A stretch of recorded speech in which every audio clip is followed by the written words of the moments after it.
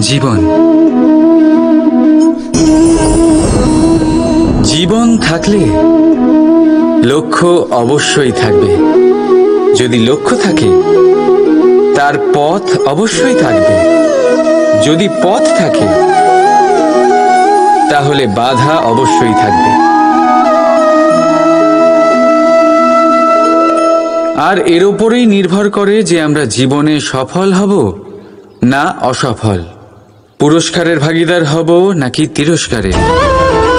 মনে করুন আপনাকে একটা কাজ করতে হবে, আপনাকে পর্বতারোহণ করতে হবে, আর সেই পথের ঢাল আপনাকে একাধিকবার ফেলে দেবে। পাথর আপনাকে একাধিকবার আহত করবে। এই অবস্থায় কি করবেন? সাধারণ মানুষ বেছে নেয় প্রতিশোধ। সেই পর্বতকে নষ্ট করে দেওয়ার চিন্তা ভাবনা করে, তার ভিতকে নড়িয়ে দেওয়ার কথা ভাবে সেই মানুষ। কিন্তু পর্বতকে তো কেউ নষ্ট করতে পারে না। তাই অসফল হওয়ার সাথে সাথে কুখ্যাতিরও ভাগীদার হয়ে যায় সে। দ্বিতীয় পথ হল পরিবর্তন। যদি আপনি সেই পর্বত ভাঙার পরিবর্তে তাতে সোপান তৈরি করেন, তাহলে আপনিও সেই পর্বতে উঠতে পারবেন, অন্য কেউও তাতে উঠতে পারবে, আগামী প্রজন্মও তাতে উঠতে পারবে, আর সেই আগামী প্রজন্ম সর্বদা আপনার সুনাম করবে। তাই জীবনে প্রতিশোধ নয়, পরিবর্তন বাছুন। বদলা নয়, বদল বেছে নিন। আপনার বাধা আপনার বন্ধু হয়ে যাবে। রাধা রাধা। মানুষ যখন সাফল্য অর্জন করে তখন তার মধ্যে জাগে অহংকার। আর এই সময় মানুষ সচরাচর একটা কথা ভুলে যায়, নত হতে। সে ভাবে যে আমি কারোর সামনে কেন নত হব? আর এটা এই কারণে হয় কারণ মানুষ এক গুরুত্বপূর্ণ কথা ভুলে যায়, যে এই সংসারে, এই জীবনে সে যা অর্জন করেছে নত হয়েই অর্জন করেছে। বাল্যকালে সে হাঁটতে শিখেছে এই মাটির কাছে নত হয়ে, পড়ে। বড়দের আশীর্বাদ নিয়েছে নত হয়ে। ফসল কাটার জন্য চাষিকে নত হতে হয়, কুয়ো থেকে জল তোলার জন্য কলসিকে নত হতে হয়। ঈশ্বরের থেকে আশীর্বাদ পেতে হলে তার কাছে মাথা নত করতে হয়। ঝড়ের মধ্যে গাছ সুরক্ষিত থাকে কি করে? নত হয়। সম্মান কি করে অর্জন করা যায়? নত হয়। কারোর সামনে নত হওয়া মানে নিজের আত্মসম্মান বিসর্জন দেওয়া নয়। তার অর্থ হল বিনম্র হওয়া। আমরা মানুষ, আর ওই আকাশের উচ্চতায় পৌঁছানোর জন্য আমাদের কোনো পাখির মতো ডানার প্রয়োজন নেই। শুধু যত নত হবেন ততটাই উপরে উঠবেন।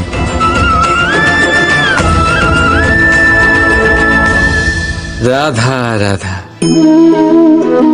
ঘৃণা, প্রেম, রেগে যাওয়া, মান ভাঙানো, ভুলে যাওয়া, এই সকল অনুভূতি মানুষের জীবনে অত্যন্ত গুরুত্বপূর্ণ। মানুষের এই অনুভূতিগুলো না থাকলে মানুষ একটা যন্ত্রের থেকে বেশি আর কিচ্ছু না। কিন্তু এই অনুভূতি আপনি ভুল দিকে চালিত করলে এরাও আপনাকে আর মানুষের মতো বাঁচতে দেবে না। যদি ঘৃণার কথা বলেন, যদি আপনি কোনো ব্যক্তিকে ঘৃণা করেন, সেটা কেন? ব্যক্তিকে ঘৃণা করবেন কেন? ঘৃণা করুন তার স্বভাবগুলিকে, সেই স্বভাবগুলিকে যা সেই ব্যক্তিকে অপ্রিয় করে তুলছে। কারণ স্বভাব পাল্টানো যায়। সেইভাবেই রাগ করুন, কিন্তু তাদের কথায়, তাদের ওপরে নয়। কারণ কথা বদলে দেওয়া সম্ভব। ভুলতে হলে ভুলুন তাদের ত্রুটি, তাদের নয়, কারণ ভুল অবশ্যই শুধরে নেওয়া যায়। প্রেম করুন, তবে তাদের আত্মার সাথে, তাদের অনুভূতির সাথে, শরীরের সাথে নয়, কারণ শরীর হলো নশ্বর। বলুন, কিন্তু খারাপ ভাবে নয়, ভালোবেসে। রাধা রাধা। আমাদের শরীর প্রকৃতির সর্বশ্রেষ্ঠ রচনা। যে অঙ্গ প্রত্যঙ্গ আমরা লাভ করেছি, প্রত্যেকটির মধ্যে একটি নিজস্ব বার্তা রয়েছে। একটু ভেবে দেখুন, দুটি চোখ দিয়েছে দেখার জন্য, দুটি কান দিয়েছে শোনার জন্য, নাসিকাও আছে দুটি, দুটি হাত দিয়েছে দ্বিগুণ পরিশ্রম করার জন্য। কিন্তু জীব শুধুমাত্র একটি, তার উপরেও তীক্ষ্ণ বলিষ্ঠ দাঁত দিয়েছে তার রক্ষার জন্য। কখনো ভেবে দেখেছেন কেন?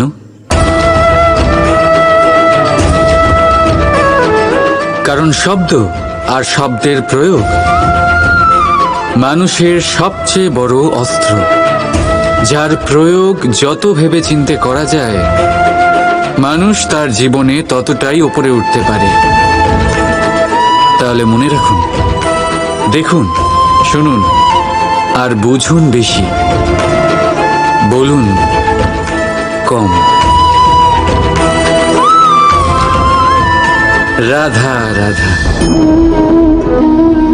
মানুষ নিজের পরিবারের জন্য কত কিছুই না করে, দিন রাত পরিশ্রম করতে থাকে যাতে তার পরিবারের প্রয়োজন পূরণের জন্য অর্থ রোজগার করতে পারে। কিন্তু শুধু অর্থ রোজগার করাটাই কি যথেষ্ট? আপনি বলবেন, হ্যাঁ নিশ্চয়ই, অর্থ দিয়ে সব কিছু পাওয়া যায়, বিদ্যা পাওয়া যায়, বাড়ি পাওয়া যায়, ওষুধ পাওয়া যায়, আর কত কিছুই না পাওয়া যায়। এইসব একটা পর্যায় পর্যন্ত সঠিক, কিন্তু একটু মন দিয়ে ভেবে দেখুন, যখন কোনো শিশু অসুস্থ হয়ে পড়ে, তখন সে ওই তিক্ত ওষুধ কেন খেয়ে নেয়? এই জন্য কারণ ওর পিতা সেই ওষুধ অর্থ দিয়ে কিনেছে? না, বরং এই জন্য কারণ তার পিতা যে তার সামনে দাঁড়িয়ে, তার ওপরে তার বিশ্বাস আছে, বিশ্বাস আছে যে উনি তার কিচ্ছু হতে দেবেন না। এই বিশ্বাস, এই সংস্কার, এই শিক্ষা কখনো অর্থ দিয়ে পাওয়া যায় না। এটা পাওয়া যায় সেই সময় থেকে যা মাতা পিতা তাদের সন্তানের সাথে কাটিয়েছেন। তাই জীবনে অর্থ অবশ্যই উপার্জন করুন, কিন্তু নিজের পরিবারকেও সময় দিন, আনন্দ পাবে। রাধা রাধা। কখনো কোনো পাখিকে দেখেছেন?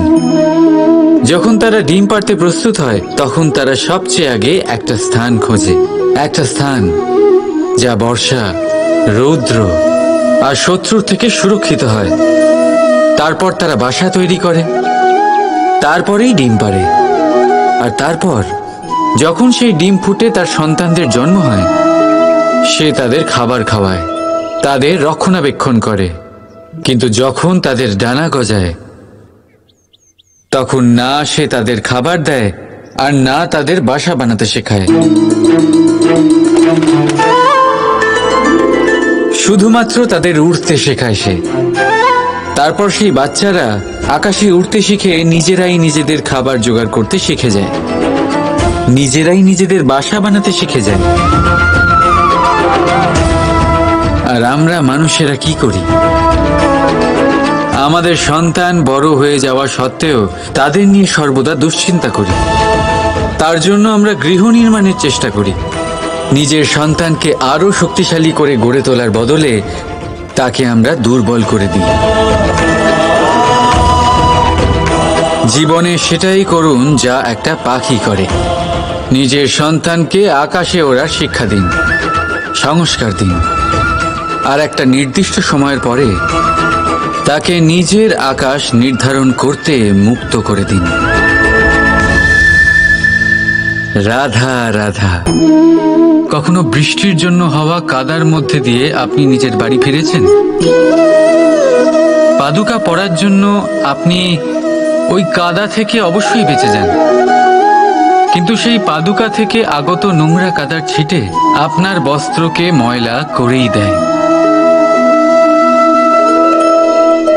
কিন্তু তাও সেই ছিটের জন্য আপনার বস্ত্র ময়লা হয়ে যাবে, সেই জন্য আপনি পাদুকা পরা ছেড়ে দেন না। ঠিক সেইভাবেই জীবনে এমন কিছু মানুষও আসেন যারা পাদুকার মতো হন, যারা আপনাকে কাদার থেকে বাঁচিয়ে নেন, কিন্তু বস্ত্ররূপী আপনার মনের উপরে আশঙ্কার দাগ ছেড়ে যান। এইসব মানুষের জন্য নিজের মন ছোট করার কোনো প্রয়োজন নেই। প্রয়োজন আছে শুধু এটা ভাবার যে আপনি নিজের পা কাদার থেকে বাঁচাবেন নাকি আপনার বস্ত্র। জীবনে গম্ভীর হওয়া ভালো কথা, কিন্তু সমস্ত বিষয়ে যদি গম্ভীরভাবে ভাবতে থাকেন তাহলে জীবনের আনন্দটাই শেষ হয়ে যাবে। এই সংসার অস্থায়ী, এখানে এমন কিছুই নেই যা চিরকাল জীবিত থাকবে। তাই যতক্ষণ এই জীবন আছে সন্তুষ্টি আর আনন্দ নিয়ে বাঁচুন। নিজের ওপর আগত কাদার ছিটের দিকে মন দেবেন না, শুধু আনন্দ বিতরণ করুন। মন প্রসন্ন হয়ে বলবে রাধা রাধা। আপনি এই সংসারে এমন অনেক মানুষ চেনেন যারা অত্যন্ত স্বার্থপর, যারা শুধুমাত্র প্রয়োজন পড়লেই আপনার কথা মনে করে। তাছাড়া বহু বছর তাদের দেখাই পাওয়া যায় না, কিন্তু যখনই তাদের আপনার সাহায্যের প্রয়োজন পড়ে হাত জোর করে আপনার সামনে এসে উপস্থিত হয়। বড়ই রাগ হয় এদের ওপরে, মন ভারী হয়ে ওঠে। মন এই কথাই বলে যে এই ব্যক্তির সাহায্য করা উচিত নয়, কিন্তু আপনি এরকম কখনোই করবেন না। আপনি বলবেন কেন বলছি আমি এই কথা? মনে রাখবেন, আলোর খোঁজ মানুষ শুধুমাত্র তখনই করে যখন অন্ধকার গভীরতর হয়। তাকে স্বার্থপর ভেবে নিজের মনকে বিচলিত করবেন না। নিজেকে আলো মনে করে আনন্দে থাকুন। ভাগ্যবান মনে করুন নিজেকে, যে কারোর বিপদের সময় তার আপনার কথা মনে পড়েছে, যে আপনি এই সংসারে কাউকে সাহায্য করার যোগ্যতা রাখেন। এই জীবনে কেউ স্বার্থপর বলে নিজের দৃষ্টিভঙ্গি কখনোই পাল্টাবেন না। শুধুই নজর রাখুন নিজের পরমার্থের ওপরে। মন প্রসন্ন হয়ে বলবে রাধা রাধা। মানুষ বড়ই বিচিত্র প্রাণী। এই মানুষ যখন তার হাত খালি থাকে তখন তার চোখ স্বপ্নে ভরা থাকে।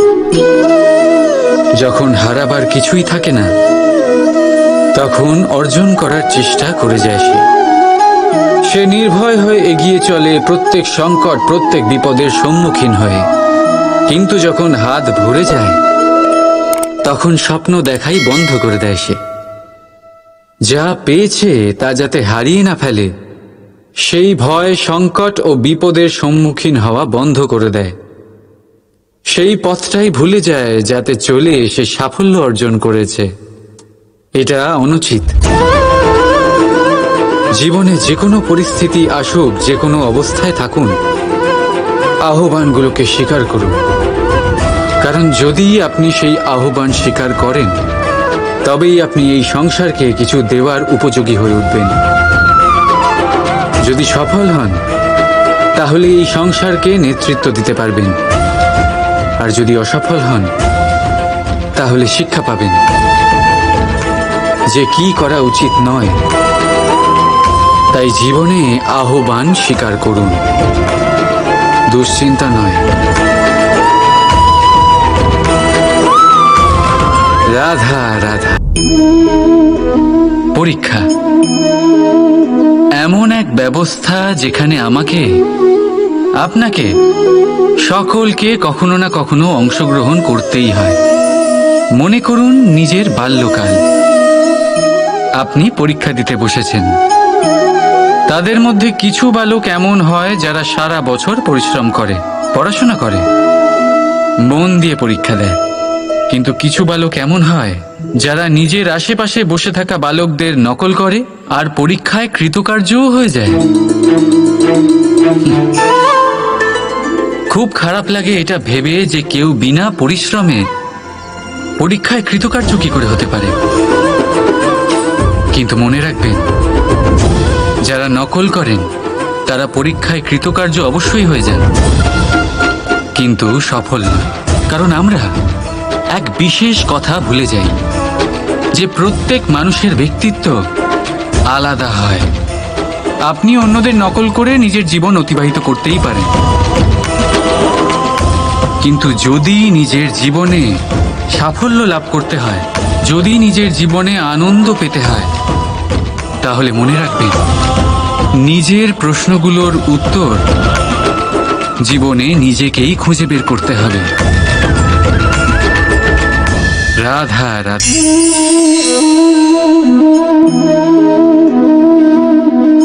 দুধ আর মাখন, যদি আমি আপনাকে জিজ্ঞেস করি এই দুইয়ের মধ্যে সম্পর্ক কি, আপনি বলবেন এ তো সহজ ব্যাপার, দুধ থেকেই তো মাখন তৈরি করা হয়। যদি আমি আপনাকে জিজ্ঞেস করি এই দুইয়ের মধ্যে তফাৎ কি, তাহলে কেউ বলবেন একটা তরল হলে অন্যটা খুবই গাঢ়, কেউ বলবেন একজন পিতা আর অন্যজন সন্তান। না, এই দুইয়ের মধ্যে তফাৎ হলো শুদ্ধতার। মাখন দুধের থেকে অনেক বেশি শুদ্ধ।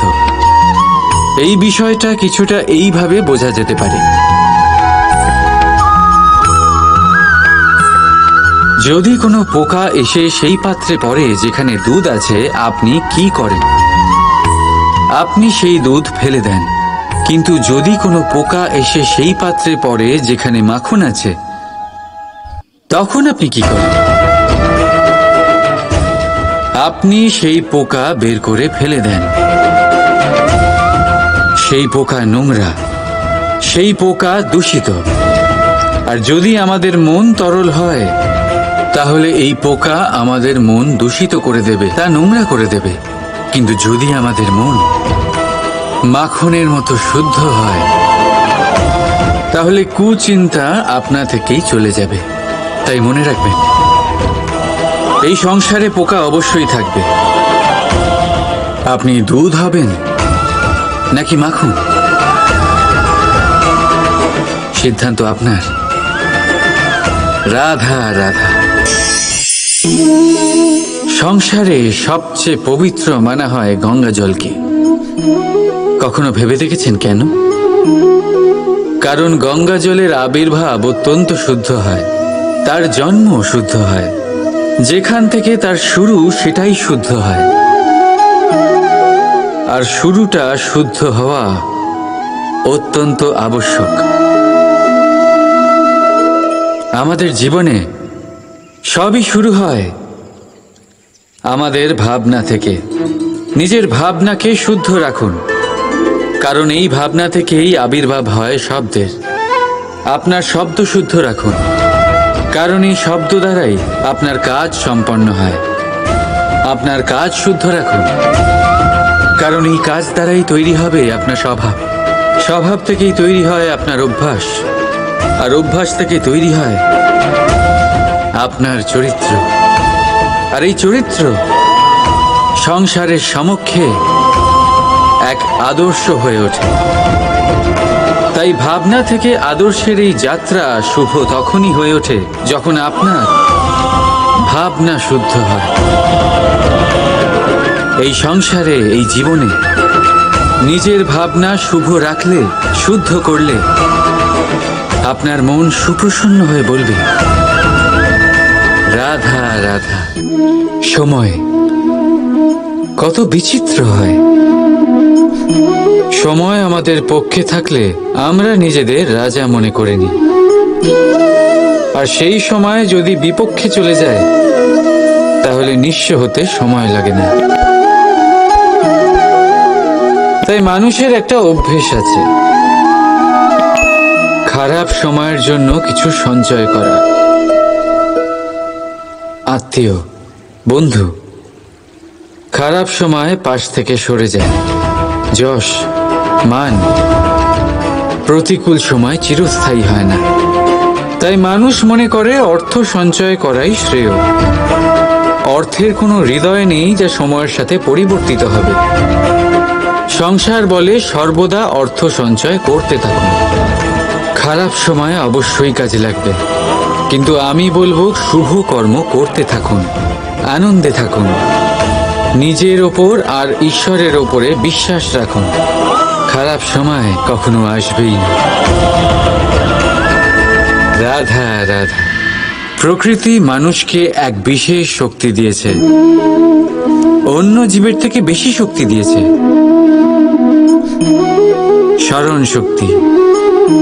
এই শক্তি মানুষকে অন্য জীবের থেকে ভিন্ন করে, ইতিহাস রচনা করার প্রেরণা দেয়, জ্ঞানকে বংশানুক্রমে এগিয়েও নিয়ে যায়। আর যারা ভুলে যান, অধিকাংশ সময় তারা উপহাস আর দয়ার পাত্র হয়ে যান। কিন্তু এটাই কি প্রকৃত রূপে সত্য? না। এই স্মরণ শক্তি মানুষের বিকাশের সব থেকে বড় বাধা হয়ে দাঁড়ায়। তার মনকে দূষিত করে দেয়। খারাপ অভিজ্ঞতা, কারোর করা বিশ্বাসঘাতকতা, কারোর কটাক্ষ বেশিরভাগ মানুষই ভুলতে পারেন না, আর তারপর প্রতিশোধ নিতে উদ্যত হন। প্রথমে সময় নষ্ট করেন প্রতিশোধের প্রস্তুতিতে, আর তারপর সময় নষ্ট করেন প্রতিশোধ নেওয়ার সুযোগ খুঁজতে। যদি সন্তুষ্টি পেতে চান, যদি জীবনে আনন্দ পেতে চান, তাহলে স্মরণ শক্তির সদ্ব্যবহার করুন। নিজের স্মরণ শক্তিকে চালনা করুন শুধুমাত্র ভালো কথা আর ভালো স্মৃতির দিকে। জীবনে আনন্দ পাবেন। রাধা রাধা। এই পুকুর দেখছেন আপনি? বাচ্চা, বৃদ্ধ, যুবক, যাকেই আমি জিজ্ঞেস করব এটা কি, সবার উত্তর সেই একই হবে। উত্তর তখনই বদলাবে যখন প্রশ্ন এটা হবে যে আপনি এই পুকুরে কি করতে চান। কেউ বলবে আমি এমনি এর পাড়ে বসে এই জল স্পর্শ করে ঠান্ডা হাওয়ার আনন্দ অনুভব করতে চাই। কেউ বলবে আমি এই পুকুরে সাঁতার কাটতে চাই। কেউ বলবে কাগজের নৌকা বানিয়ে আমি এতে ভাসিয়ে দিতে চাই। কেউ বলবে আমি মাছ ধরে নিজের জীবন যাপন করতে চাই, ইত্যাদি ইত্যাদি। আপনাকে একটা কথা বলে রাখি, আমাদের জীবনও এই পুকুরেরই মতন, একই রকম। কিন্তু আমরা এই জীবন নিয়ে কি করব সেই সিদ্ধান্ত আমাদের। এই পুকুরে আপনি মুক্তও পাবেন, আবার পাঁকও পাবেন। যদি আপনি মুক্ত পেতে চান তাহলে এই পুকুরের গভীরে আপনাকে যেতে হবে। ততটাই চেষ্টা করতে হবে যতটা করলে আপনি সেই মুক্ত অর্জন করতে পারবেন। না হলে শুধু পাঁকে হাত পড়বে।